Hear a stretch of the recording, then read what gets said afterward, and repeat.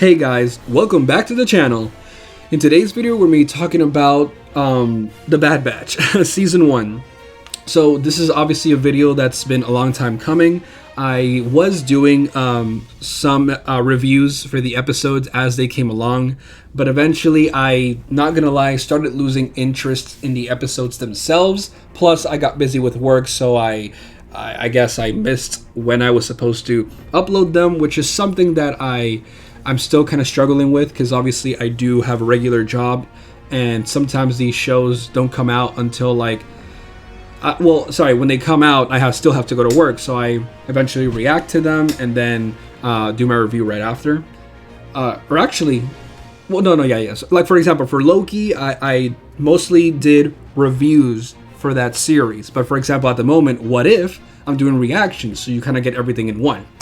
So I might do that for future stuff as well, because it's a lot easier, unless it's too big. I am currently working on other stuff, but I don't want to talk about that here. Let's talk about The Bad Batch. So, I mean, overall, I definitely did like the show, especially rewatching it, because I was obviously paying attention all throughout, from episode 1 all the way to episode 7, if I'm not mistaken. That's the last time I did a review for the show itself.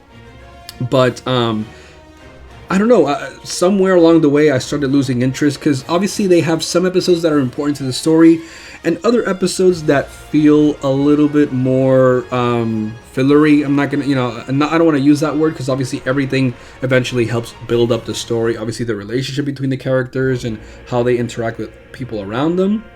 But pretty much, I mean, the last episode was, at least the one that I did a review for, was episode 7, which was the episode when Rex came back.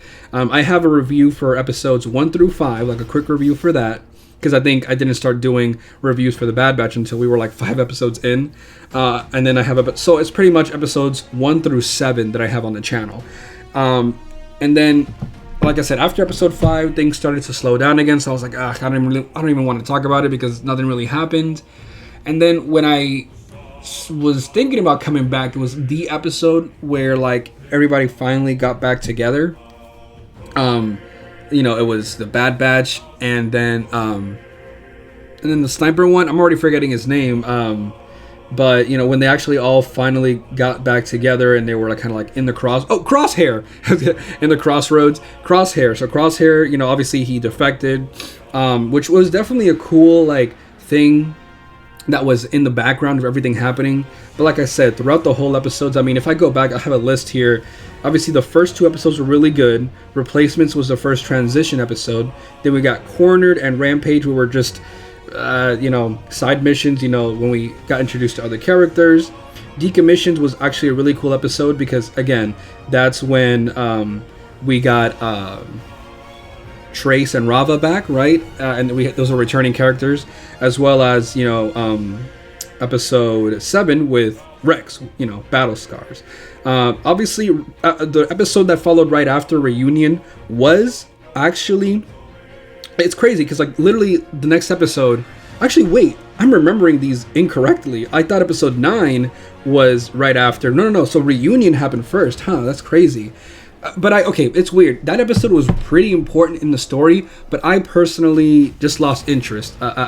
For whatever reason, that day I just wasn't feeling it. And then episode 9 and 10 were kind of boring, so I was like, man, nothing's really happening. And then episode 11 was where like things looked kind of like hopeful. I was like, yo, like I started getting interest again, but it was for the wrong reasons, because this is where they introduced oh my god, I can't believe I forgot her name. Hera Syndulla, right, from Rebels. So obviously I was super excited, because I did watch Rebels, and I've already like seen a lot of Hera, and I like grew to love her.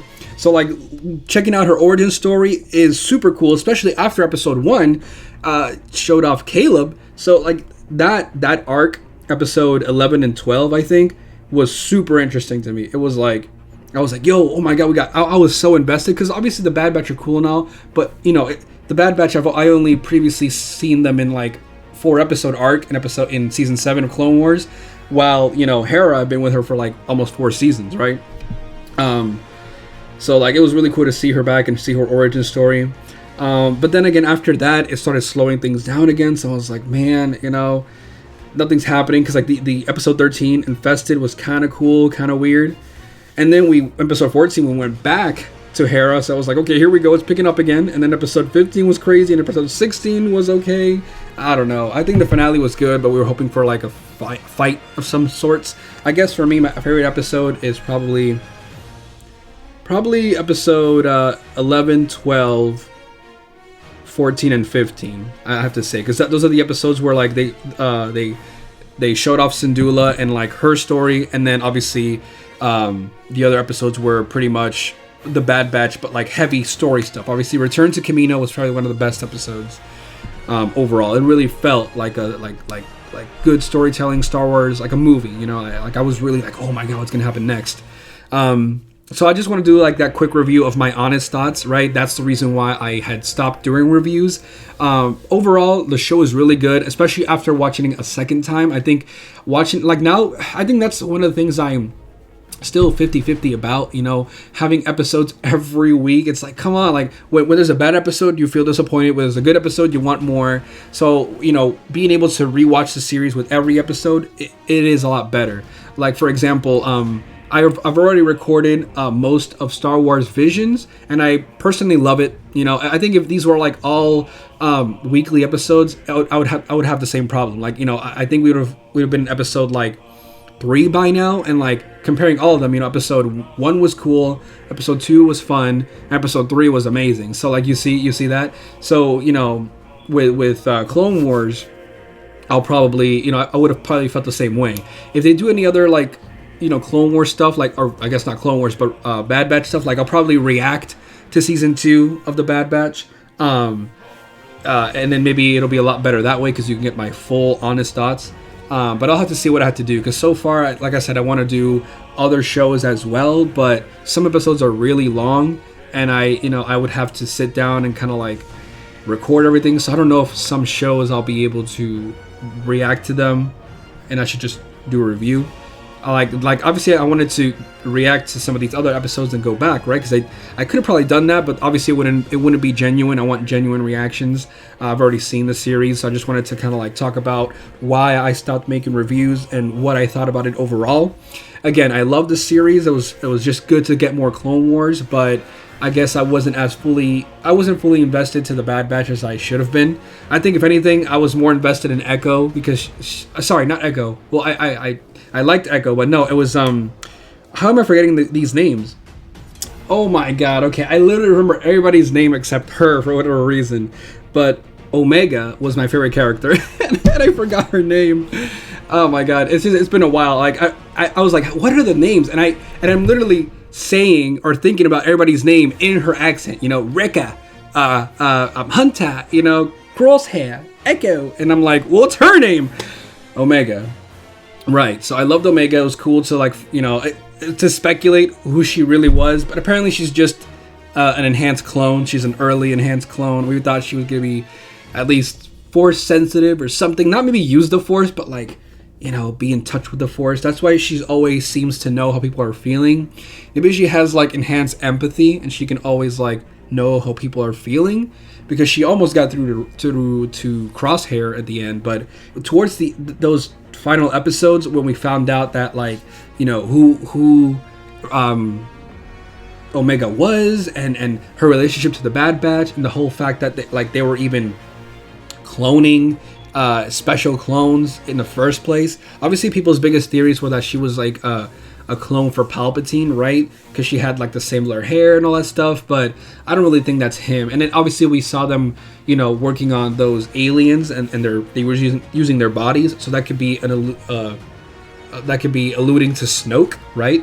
So all these crazy theories started happening towards the end, and then we kept, you know, wondering like, well, what else are they doing? You know, if they're experimenting on different bodies and doing this, like, who else is there? I mean, heck, is Grogu at any point being shown off in this? What if they just, like, season 2 they find Grogu, right? Grogu's 50 years old, right? So I feel like he can make an appearance, especially with this whole like cloning stuff after Kamino got destroyed, and they're like you know, trying to experiment on these clones. Or I mean, the fact that they're even getting rid of clones is crazy. I mean, they destroyed Camino.